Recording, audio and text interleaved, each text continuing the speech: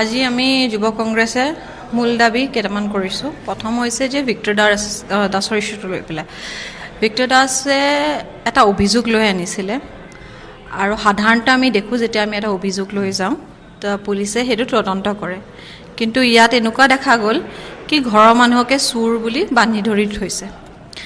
যে victordaছে অভিযুক্তে যে আনিছে তেখেতলোকে তদন্ত নকৰাকৈ তেওঁক এৰেষ্ট কৰিছে। আমি অসম প্ৰদেশ যুৱ কংগ্ৰেছে ডিমাণ্ড কৰিছোঁ যে victordasক সোনকালে মুকলি কৰি দিব লাগে আৰু যিটো এলিগেশ্যনছ কনস্পিৰেচি কথা তেখেতে কৈছে সেইটো তদন্ত কৰিব লাগে। বহু যুৱক যুৱতীৰ সপোন আছিলে, মাক দেউতাকৰো সপোন আছিলে তেওঁলোকৰ লগত কি নিৰপেক্ষভাৱে পৰীক্ষাটো হ'ব, নিৰপেক্ষভাৱে তেখেতলোকে চাকৰি পাব, কিন্তু বহুত প্ৰশ্ন উত্থাপন হৈছে। ইয়াৰ পাছত আমি ক'ব বিচাৰোঁ ৰূপম দাসৰ কথা। ৰূপম দাস এজন ৰঙিয়াৰ ব্যক্তি হয় আৰু তেখেত বিজেপি দলৰ অসম প্ৰদেশৰ সভাপতি ভৱেশ কলিতা ডাঙৰীয়াৰ লগত যথেষ্ট ঘনিষ্ঠ।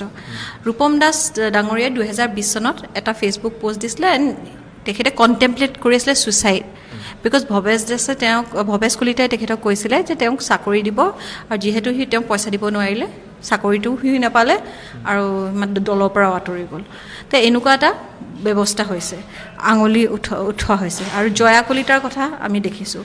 আজি জয়াকলিতাই বিভিন্ন প্ৰশ্ন উত্থাপন কৰিছে সাহসৰে আৰু এতিয়া হৈছে কি আমি বুজি পোৱা নাই যে চৰকাৰে একো ধৰণৰ তদন্ত কিয় কৰা নাই।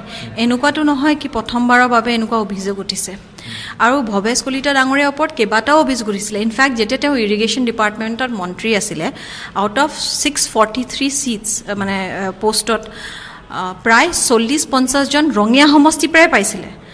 আৰু আজি আমি কেইবাটাও নাম উত্থাপন কৰিছোঁ, নাম কোৱা নাই, আমি উপাধিখিনি উত্থাপন কৰিছোঁ আৰু তেখেতলোক কেনেকৈ বিজেপিৰ লগত জড়িত হৈ আছে বা বজৰং দল বা হিন্দুত্ব দলবিলাকৰ লগত জড়িত হৈ আছে।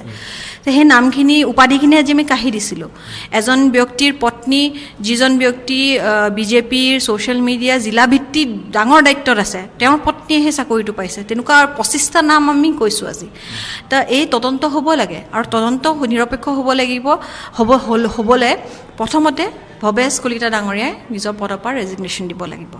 এজ বিজেপি প্ৰেচিডেণ্ট তেখেতে ৰেজিগনেশ্যন দিব লাগিব আৰু আমি ডিমাণ্ড কৰিছোঁ এটা ফেয়াৰ এনকুৱাৰী হওক সেই ইৰিগেশ্যন ডিপাৰ্টমেণ্টৰ পৰীক্ষা লৈও আৰু এতিয়া যি পৰীক্ষা হৈছে 3rd গ্ৰেড এণ্ড 4th গ্ৰেডৰ কাৰণে সেই পৰীক্ষা লৈও।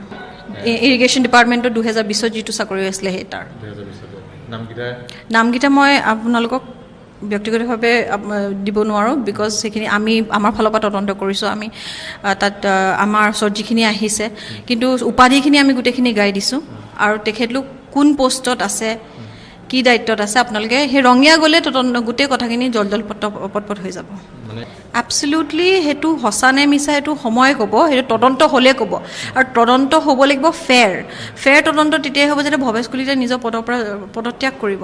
আৰু এটা হয়, আজি এটা ইংৰাজীত কথা আছে, there is no' smoke without any fire.